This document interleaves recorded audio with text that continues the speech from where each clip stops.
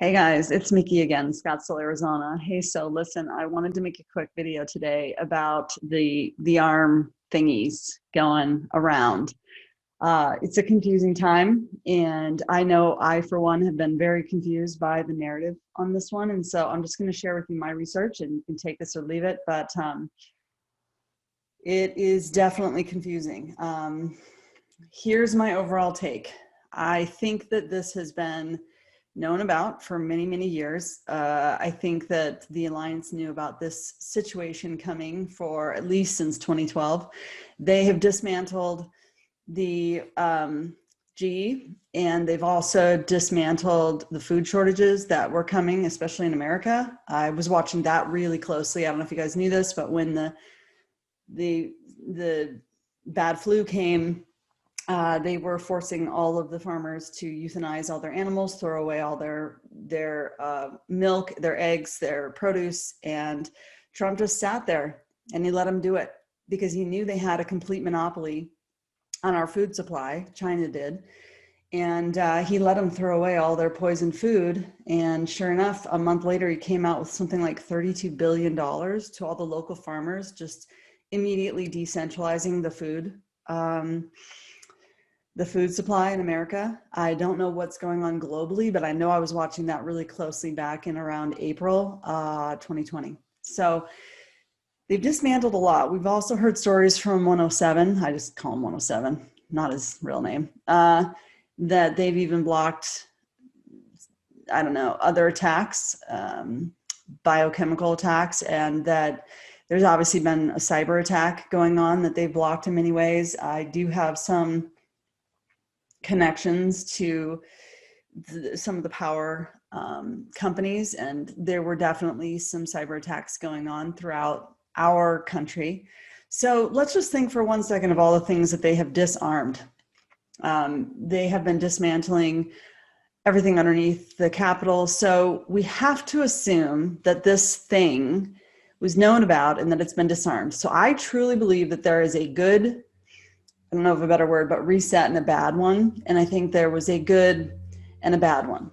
So I'm just going to share my theories. I'm going to share my research, and maybe this will give you some peace of mind. I also think there's a lot of rumors going around about, being around people that have had it. And I think some of that is a little oversensitivity coming out. My intuition and some of the other influencers out there that are using intuition are telling them that, that some of that is a little bit of an overstretch, that they're not necessarily shedding and affecting other people. But again, be safe, be careful. I think it's all part of the awakening. I think it's a massive, massive wake-up call. So let me share my screen really quick. And I want to show you some slides that I put together. So I've told a few people that I think that we're definitely in the midst of the tribulation. I've said I think it's over. Actually, I think we're right in the end of it. But each of the trumpets, as defined, there were 7 trumpets defined in Revelation, in the earlier chapters of Revelation. And I believe that this, I'm just going to call it cure, guys, because we all know that's not what it is. And I am in no way recommending that you take it.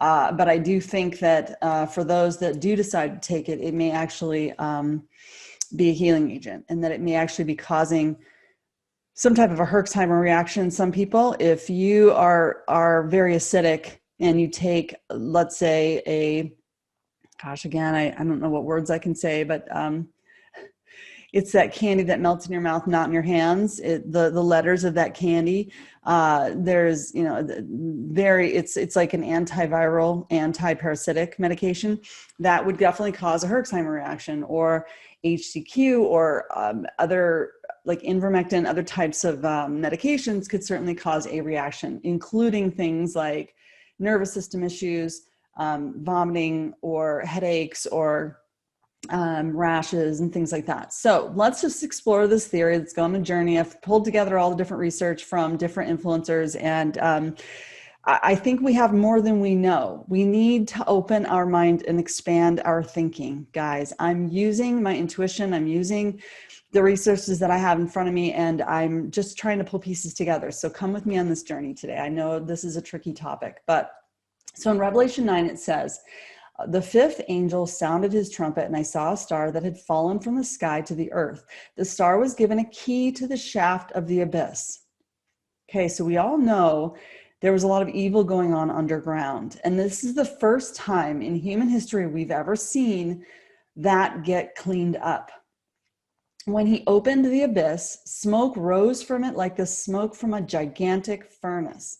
Now, we've seen smoke come up from explosions under the ground. We've seen smoke come up from all these volcanoes erupting. We've obviously, if you're a light worker, you've experienced the darkness that is being cleared out from this earth plane. And you can, I've been told by some people that we are alkalizing some of that negative dark energy coming up. And out of the smoke, locusts came down on the earth and were given power like that of scorpions of the earth. Now, in a lot of different Bible translations, here it's saying that the locusts come down on the earth and were given power like that of scorpions. It doesn't say they come out of the smoke. It doesn't say they came up from the abyss. But other translations say that they came out of the smoke. So I take this as being a very confusing time. Think of like walking out on a really foggy day where you can't see very far in front of you. It's no different than walking into a room where the light's off. Everything is still there, but you can't see. So we have to start trusting our intuition. When you can't use your eyes, you have to start trusting your intuition and your faith, right? So it says here that they come down on the earth in this translation and were given power like that of scorpions of the earth. They were told not to harm the grass of the earth or any plant or tree, but only those people who did not have the seal of God on their foreheads. So it's saying, don't affect the earth, but do affect the people. So that's not your normal locusts, guys. I mean, this is not your normal story. I'm not necessarily saying there aren't going to be locusts and that there haven't been large, like locust swarms across Africa, et cetera, during this time. But I'm a little more focused on this being a metaphorical story. They were not allowed to kill the people. They were not allowed to kill them, but only to torture them for 5 months. And the agony they suffered was like that of a sting of a scorpion when it strikes, which is exactly what that would feel like, right? During those days, people will seek death, but they will not find it. They will long to die, but death will elude them.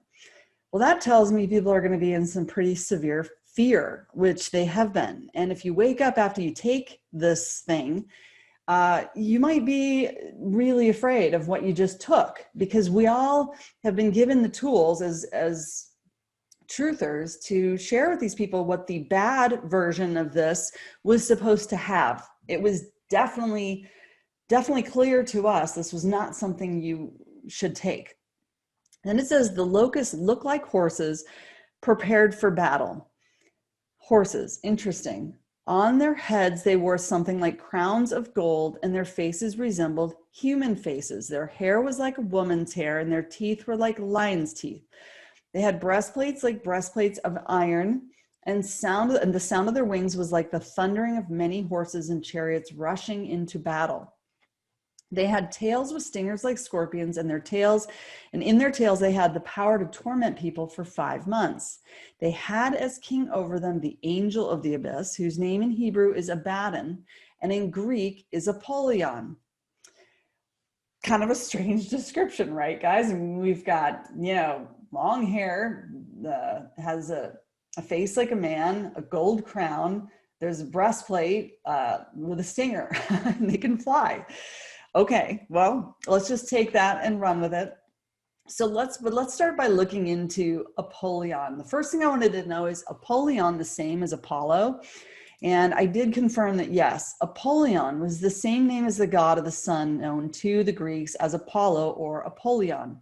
The god Apollo acted as the destroyer of evil, not of good, the destroyer of evil, which would tell you just right there that these locusts, the king over the locusts, is the destroyer of evil. Okay? But he was also a bringer of doom, aka awakening. He was known as the god of purification, who was associated with the sun for his ability to be omnipotent. Again, omnipotent is like to have phenomenal cosmic power, which is great if they're working for the good and not for the evil. So again, this is a confusing time. Among other things, he was the god of plagues, healing, and medicine. So what if this locust is actually delivering medicine, right? So you can read more on Apollo if you want, but I found this to be super fascinating. So in Trump's penthouse, he has some different pieces of art that I found really, really interesting when I started to dig into it. So the art of the deal maker, even crap news media said all this stuff about him, right? They were trying to paint him in a bad light, but the truth is they're giving us information. So yes, he's the art of the deal. This is quite a deal he's made to waken the people if this story is true, if it's all sort of a big wake-up story. It says classical art dominates here with a bronze statue of Eros and Psyche, one of the great Greek love stories. Now, you should actually look into that. I don't have time today, but that's really a beautiful story. It's actually very similar to the Sleeping Beauty, where Eros, who's Cupid, wakes up with a kiss. He wakes up Psyche because she had gone into the underworld and she'd breathed this flask she was supposed to bring back for Venus, and she'd fallen fast asleep. So Eros, or Cupid, wakes her up and they end up getting married. So that's another one where you like waking of the Sleeping Beauty, freeing the Psyche. Interesting that he has this in his penthouse suite, but this one is even more interesting. It says one of the great, and Apollo led by Aurora, which is this piece here, the Greek goddess of the dawn, suggesting Trump sees himself in the mold of Apollo, Zeus's son, and one of the most powerful of the gods. So if Trump sees himself as Apollo, does that make him the king of the locusts? And so this is the art piece we're going to take a look at. It's called The Triumph of Apollo, led by Aurora, by Guido, I think you say his name, Guido Reni. All right, so this is a really, really fascinating story. So, I mean, look at how there's smoke, which we just talked about. There are horses, there's a chariot. We're leading to a new golden era. So let's just read a bit about this piece. It says the fresco represents Aurora, which is right here, goddess of the dawn, bringing forth a new day as she leads the way for Apollo, the god of light, who follows behind in his golden 4-horse chariot. Where do we hear the word chariot? But yes, Revelation 9. It is evident that Aurora is bringing in the dawn through the change in the sky we see between the two gods, a darkish silvery gray before Aurora that turns into a bright golden light-filled sky before Apollo. So again, if you're reading, kind of, this is where it is today, this is the future. Below the clouds is a distant landscape, slowly being illuminated by the dawn, with the small sailboats barely visible out in the sea beyond. Mar-a-Lago, sea to lake. Aurora's drapery flutters around her figure as she seems to be preparing to drop the flowers she carries in her hands into the landscape below. So interesting that we have the maritime law reference. We have it being sort of dark in this side. You've got smoke, which is part of the confusion. You've got women bringing in Apollo, and you also have a child. This is actually not Cupid. It's another little boy. I'll explain in just a second. But so just to carry out the references from Revelation chapter 9, it says, the sun and the sky were darkened by the smoke from the abyss. Okay, makes sense. We see smoke.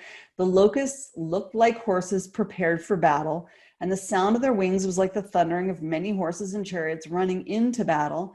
They had as king over them the angel of the abyss, whose name is Apollon. So Apollo. How interesting. That's very interesting, guys, that this artwork almost resembles the story of chapter 9 in Revelation.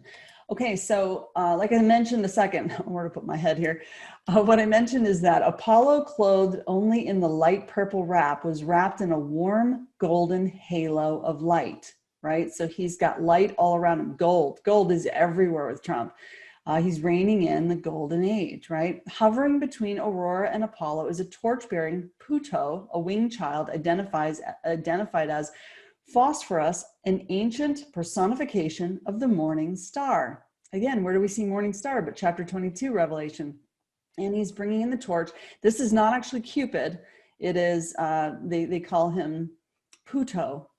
Okay, and then you've got these females all dancing around, reigning in the Great Awakening, right? Because this is the release of the feminine power. I think we've all kind of noticed there's this divine feminine energy in this Great Awakening. It says, elegant female figures dance alongside the chariot, representing the passage of time, with their draperies blowing gently by the wind. The figures are represented in an ideal manner as their physiques are flawless and perfect in their beauty. It also resembles sort of this relief. I think that's a Roman relief. They are timeless and ageless. Rennie's soft pastel color palette leads to an idyllic, mythic quality to the scene. So anyway, guys, take that as it is. I think we should all be expanding our thinking and looking at fine art, looking at all the references, looking at the Bible, looking at the comms, all of it. So, what has caused smoke, right? I mean, look at all these check boxes we just checked, right? So when he opened the abyss, smoke rose up from it like a gigantic furnace. The sun and the sky were darkened by the smoke from the abyss. They were told not to harm the grass of the earth or any plant or tree, but they're only those people who the seal of God on their foreheads, right? Check, check, check. They're not allowed to kill them, but only to torture them for 5 months. And the agony that they suffered was like that of a sting of a scorpion when it strikes. During those days, people will seek death, but they will not find it. They will long to die, but death will elude them. They had tails with stingers and scorpions, and their tails, they only had the power to torment people for 5 months. I mean, it's like, check all these boxes. To me, this is a safe version of the otherwise evil version of what the deep state had planned. They had as king over them the angel of the abyss, whose name in Hebrew was Abaddon and the Greek was Apollon. So it really was Trump who rolled this thing out. We've all been confused by it. We're like, why is he doing this? But when you look up what Trump has actually said about this particular thing, I can't say on my channel. First of all, that is in English, Sumerian gematria is the 666, which is what it says in the Bible. Do not take this. That would be the mark. But it says that back even in 2012, Trump was outing these things, okay? He's saying many, many people are thanking me for what I said about autism and the V word. Something must be done immediately. The FDA must immediately stop allowing massive dose Vs in babies, as it is mind-boggling that they allow this practice to continue. So, I mean, guys, I looked this up. These are the only times he's used this word. This particular word is always in a negative sense. He's saying autism is way up. I believe in V's, but not massive at all at once. The S word, too much for a small child to handle. Government should stop now. If I was president, I would push for proper V's. Interesting, guys. He's pushing for proper V's. He kind of said it right here.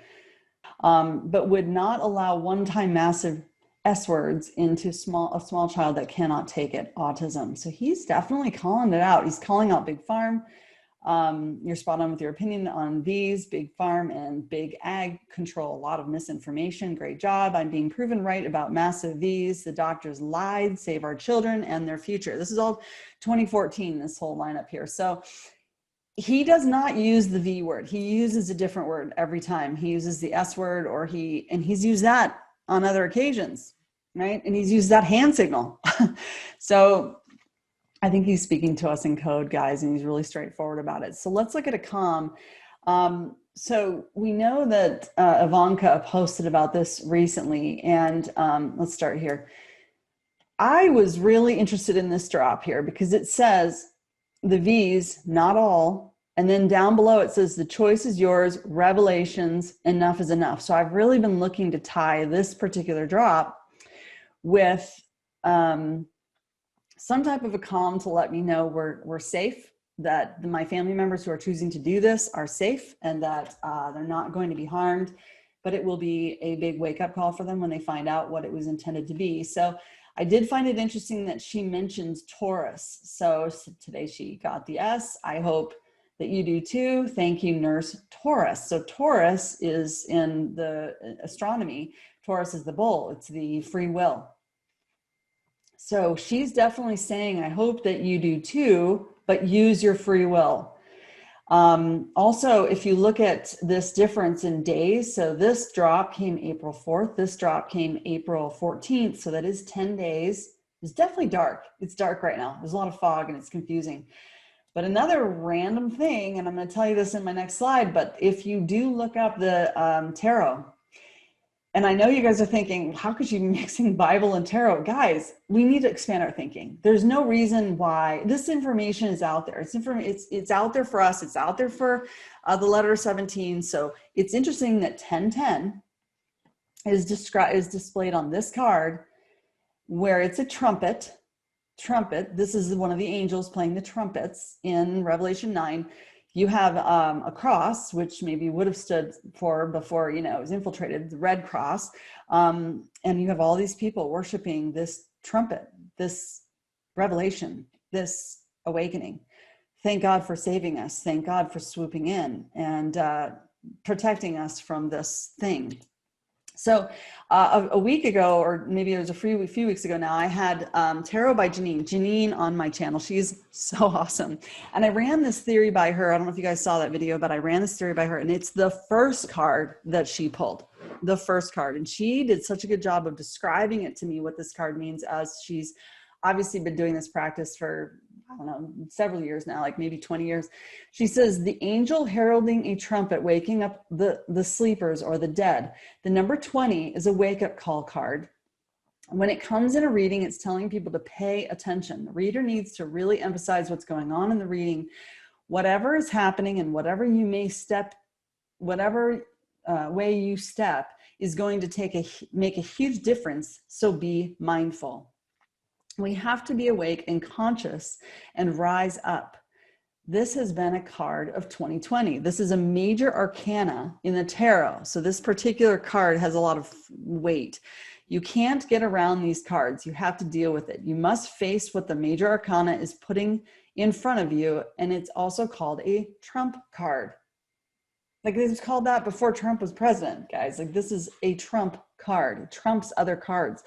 The major arcana cards are the most recognizable and impactful cards in the tarot deck. These 22 cards represent situations we all face in the grand scheme of life, with each carrying specific messages of perspective and guidance to help you in times of need. So interesting. All right, not only that, but we have a full moon, a super moon over Scorpio right now. Now, I want to be clear. Astrology is very different from astronomy. Astronomy is the study of stars and how they affect like the world events and what's going on in the world. But astrology is how it affects you personally. Again, I think the deceivers tried to confuse people with the not knowing the difference between the two, but there are some fascinating astrologers out there, who are doing awesome work and expressing how you might experience this shift emotionally. Now, again, I think it's fascinating. It's happening over Scorpio. That's part of Revelation 9. They're supposed to sting like a scorpion. So this is a dark, confusing time. Also, I think dark energies rise up during full moons.